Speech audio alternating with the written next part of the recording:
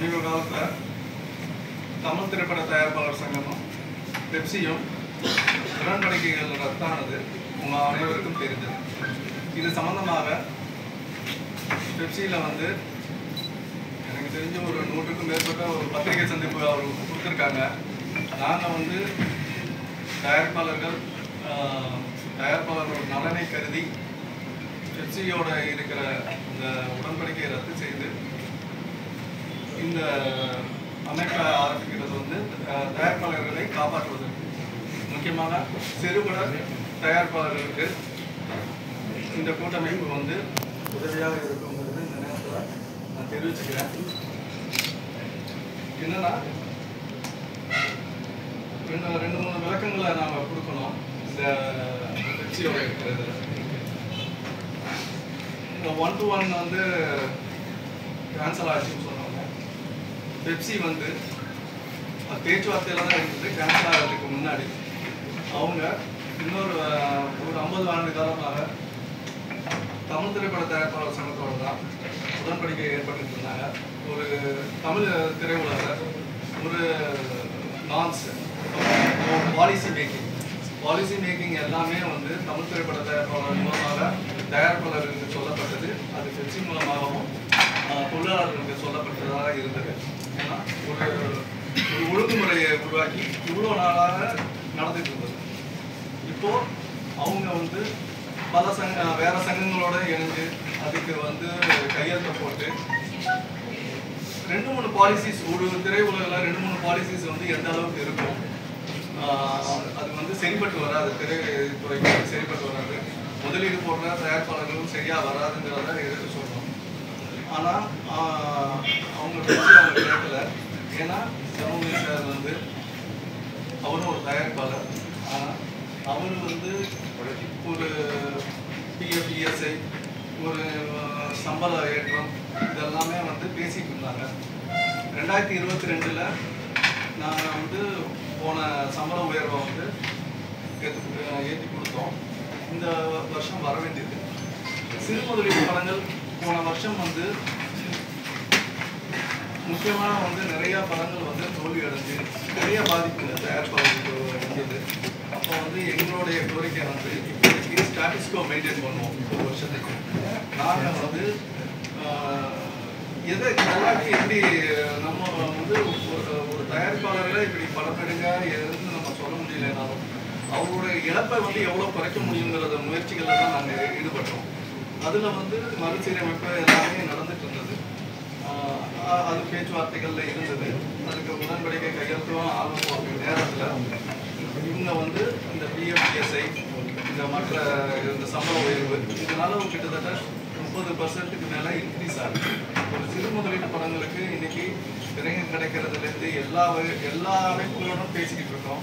திரையரங்கு உரிமையாளர்களுடன் நாங்கள் சிறு முதலீட்டு படங்களை ரிலீஸ் செய்வதற்கு பேசியிருக்கோம். டிக்கெட் ரேட்ஸ் பற்றியும் பேசியிருக்கோம். அவங்க நம்மளுக்கு சப்போர்ட் பண்ணுறதாக வாக்குறுதி கொடுத்துருக்காங்க.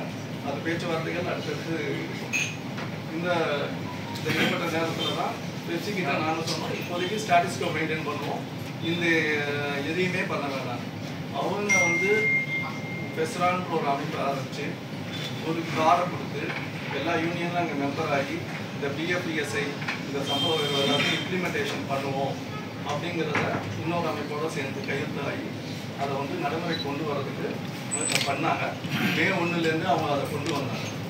அப்படி அவங்க வந்து எங்களுடன் இணைந்து பணியாற்ற முடியாத காரணத்தினால நாங்கள் எங்களுடன் சுமூகமாக வர்றதுக்கு தமிழ்நாட்டில், ஏன்னா பெப்சி வந்து south Indian film employees association, நாங்கள் வந்து தமிழ்நாட்டுக்காக இங்கே நிறைய இளைஞர்கள்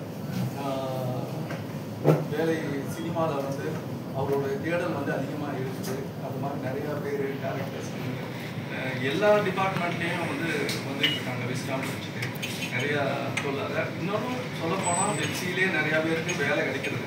அது குறிப்பிட்ட ஒரு இதுக்குள்ளே தான் வேலைகள் போயிட்டுருக்கு. அதை வந்து சரி அதுக்கு ஒரு வாய்ப்பு நம்மளுக்கு சிறு முதலீட்டு படங்களுக்கு இவங்களை வச்சு பண்ணால் நல்லாயிருக்குன்றது எங்களுடைய நிர்வாகம் வந்து முடிவெடுத்து இதை வந்து நாங்கள் எங்களோட ஆதரவுடன் இந்த தொழிலாளர் கூட்டமைப்பை வந்து தொடங்கி சப்போர்ட் பண்ணியிருக்கோம். அதே நேரம் வந்து அவர் செல்வமணி சார் பேசுகிறாரு. நான் 2-3 விஷயங்களை கிளியர் பண்ணுறதுக்காக தான் சொல்கிறேன். நாங்கள் எங்களை அடியாட்கள் மூலம் வேலை செய்ய வச்சுட்டாங்க. ஒருத்தருக்கு இது பண்ண 2 போட சொன்னாங்க.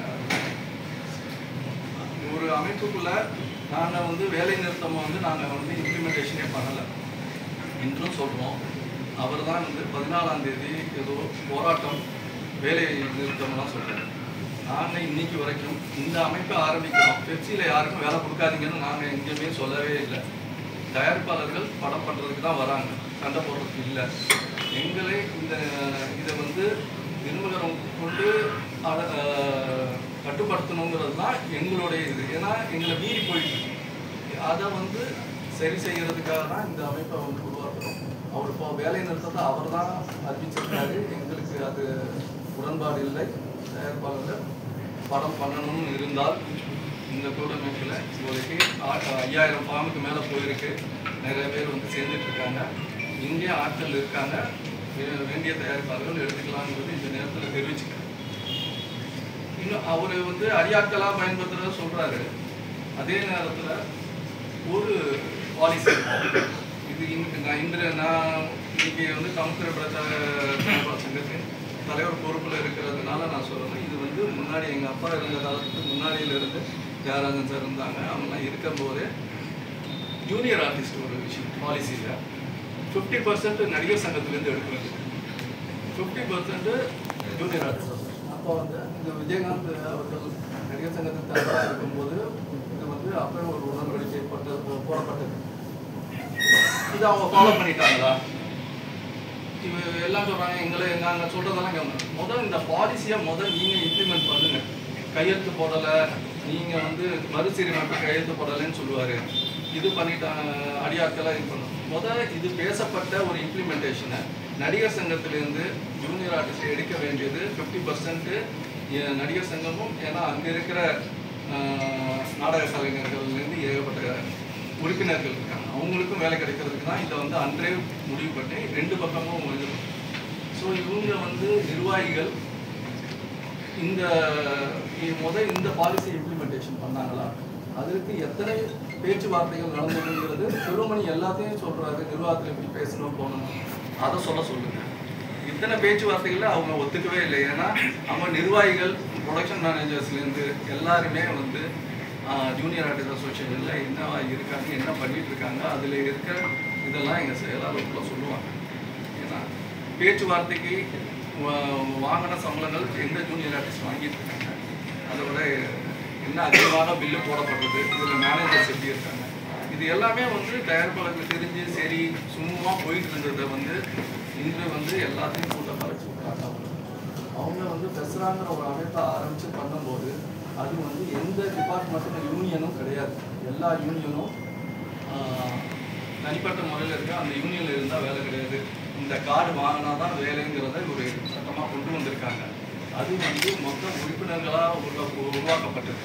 அவர் வந்து தொழிலாளர்களுக்கு நல்லதுக்காக நம்ம பண்ணுறோம், இது செய்கிறோம்னு சொல்கிறது வந்து அது அவங்களோட அமைப்பு இருந்தாலும் எங்களை பேச வைக்கிறதுக்கு அவருக்கு தூண்டி விட்டாங்க.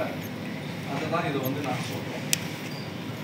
இந்த நேரத்தில் தமிழ்நாடு புதியதாக அமைக்கப்படுற பொருளாதார குடும்பத்துக்கு நான் ஒரு வேண்டுகோள் வைக்கிறேன்.